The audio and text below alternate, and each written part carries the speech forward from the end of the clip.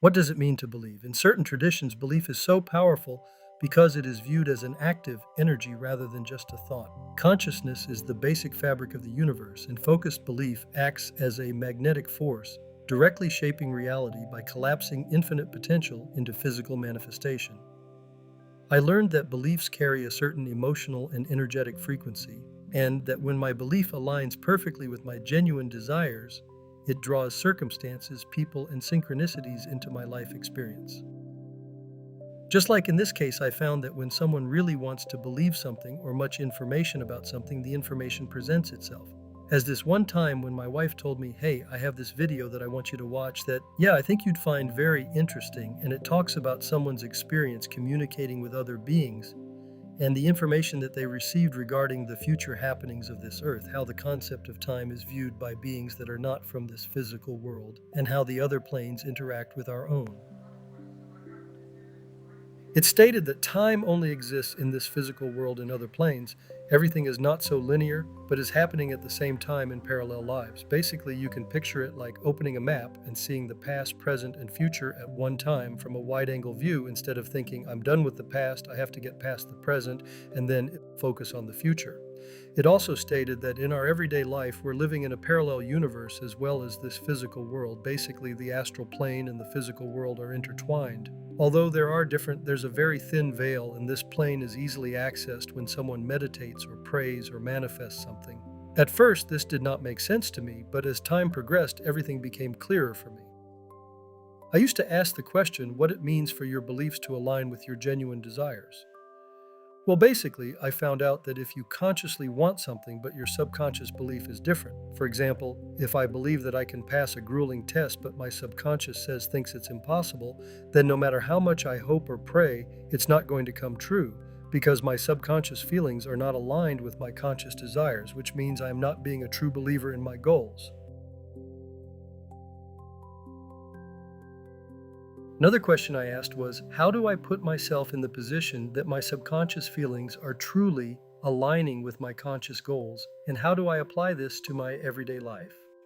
My inner intuition revealed to me that it all starts with believing in myself and the personal traits and natural abilities that can be used to make a difference in my life as well as the life of others. I remembered a video I once watched that talked about the power of belief when it comes to healing. It said that the body has everything it needs to heal itself, and that a person's chosen remedy for healing is largely dependent on their subconscious belief. Growing up like anyone else, I was taught if you cut yourself, disinfect the cut and band aid it. If you are sick, take medicine, and if medicine does not work, go see the doctor. The problem for me personally was that the doctors have the take two of these and call me in the morning attitude, and the medicine that you get can end up fixing one sickness and causing another. Not to mention the medical bill that follows can make you sick all over again. This video reminded me of my childhood when I used to find bugs caught in spider webs.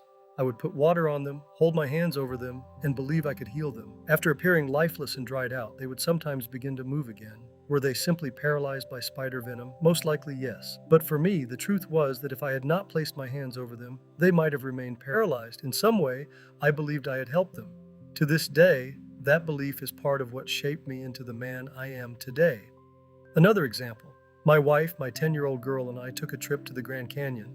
We were guided to 3 different locations, one of which my wife had experienced a surge of energy in a specific spot on the trail that she could not identify. This spot was located near sacred indigenous holy ground, and the feeling it gave her was as if she was being called to this spot, and it made her so emotional that she wanted to return to the same spot to help her determine what the energy was.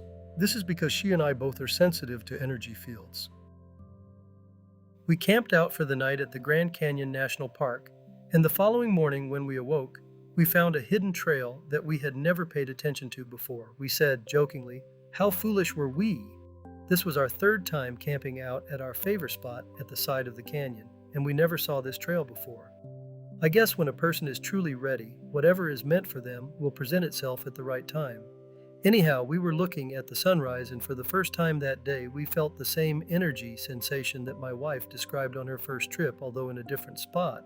It was as if this energy was calling us. We began to hold hands and repeat, "We accept our purpose. We accept your light." Suddenly, we began to feel tingling at the top of our hand, and the wind picked up. Afterward, birds, animals, and insects started flying around us in curiosity as to what they were seeing in our aura. Our belief was that we had just opened the first of three portals in a sort of coronation that we were going to experience that day.